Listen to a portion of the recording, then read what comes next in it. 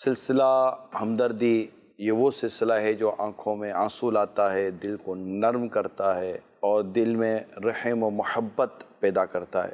اور جو اس طرح کے بچوں کے ساتھ منسلک ہیں، یعنی جن کے بچے ہیں کمزور ہیں، معذور ہیں، تو ان کے لیے اس میں ایک دھارس ہے کہ بعض اوقات یہ ہوتا ہے کہ ایک بچہ دوسرے بچے سے زیادہ بیمار ہمیں نظر آتا ہے، تو ہمارے لیے ایک شکر کا پہلو بھی واضح ہو جاتا ہے۔ سب سے پہلے دیکھتے ہیں کہ آج ہمارے ساتھ کون سا گھرانہ ہے۔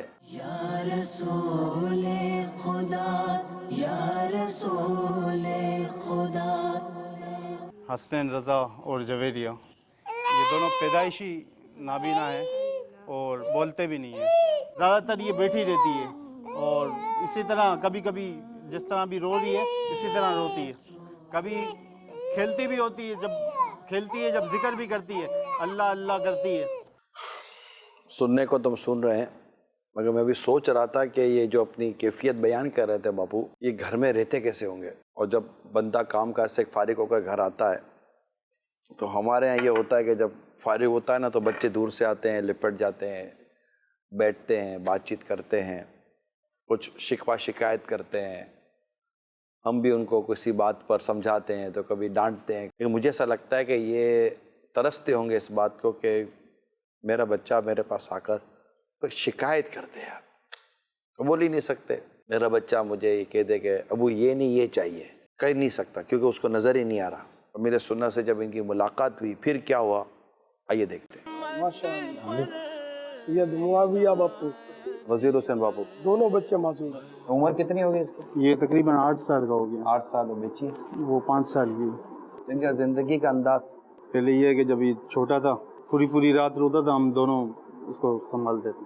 والدین کو صبر کیسا ہے بابا؟ صبر تو کرنا ہی پڑے گا نا، تو صبر کے بغیر تو چارہ نہیں۔ صبر کے تو اپنے فوائد اور فضائل بھی ہیں۔ بے صبری سے بچہ ٹھیک تو ہونے سے رہا، الٹا صبر کے ذریعے ہاتھ آنے والا ثواب جو ہے وہ ضائع ہو جائے گا۔ رحمت عالمیان صلی اللہ تعالی علیہ وآلہ وسلم کا فرمان ہے کہ جب بندوں کے گناہ زیادہ ہو جاتے ہیں تو اللہ تعالیٰ ان کو عیال کی آزمائش میں، آل اولاد کی آزمائش میں مبتلا فرماتا ہے اور اس طرح ان کے گناہوں کو مٹاتا ہے۔ اور ہمارے پچھلے بزرگان دین رحمہم اللہ المبین فرما گئے کہ بعض گناہ تو ایسے ہوتے ہیں کہ صرف اولاد کا غم ہی ان کو مٹا سکتا ہے۔ تو اللہ تعالیٰ کی کیا مرضی ہے اس میں، کیا مصلحت ہے، یہ وہی جانتا ہے۔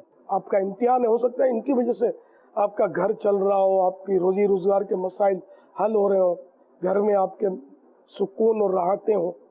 اگرچہ یہ ذریعہ تو پریشانی کا ہے، لیکن اور بھی تو ذریعے ہوتے ہیں نا جن سے بندہ بے سکونی کا سبب بنتا ہے۔ یہ جب وہ جنون اور جلال میں جب آتا ہے نا تو اپنے آپ کو ہی مارتا ہے بہت، پھر اس کو کبھی کبھی مجھے جو ہے نا باندھنا پڑتا ہے، اس لیے کئی دفعہ جو ہے نا اپنی ہڈیاں توڑتے کو چکا ہے۔ اب دیکھ رہے ہیں بچوں کو، یہ ان کے والد ہیں، یہ ان کے دادا ہیں۔ یہ بچہ اس وقت جس طرح معذور ہے یا جو کیفیت میں ہے، لیکن نہ ماں اس کو چھوڑنے کے لیے تیار ہے نہ باپ اس کو چھوڑنے کے لیے تیار ہے۔ لیکن جب ماں باپ بوڑھے ہوتے ہیں نا، اور جب وہ بعض اوقات معذوری تک پہنچ جاتے ہیں جس کو عموماً محتاجی کہتے ہیں، پھر ان کی اولاد ان کا ہاتھ پکڑنے کے لیے تیار نہیں ہوتی۔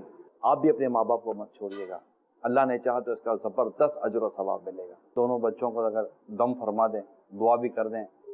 صلی اللہ تعالی علی محمد وعلی آلہ۔ اب یہ امیل سننے سے جب اٹھ کر گئے اس کے بعد ان کی کیفیت کیا تھی، آئیے وہ دیکھتے ہیں۔ میں بہت خوش ہوں کہ باپا سے ملاقات ہوئی اور میرے بچوں کو باپا نے دم بھی کیا، اور انشاءاللہ مجھے امید ہے اللہ تعالیٰ سے کہ اللہ تعالیٰ ضرور ان نیک ولی کے صدقے میرے بچوں پہ ضرور کرم ہوگا، اور انشاءاللہ میرے بچے ایک دن بالکل صحت یاب ہو جائیں گے۔ نگران شورا کا سلسلہ ہمدردی بہت پیارا ہے، جس سے ہمارے علم میں بھی بہت سارا اضافہ ہوتا ہے، ہمدردیاں پیدا ہوتی ہیں، اور ہمیں یہ سلسلہ دیکھ کر اپنے بچوں سے محبت پیدا ہوتی ہے۔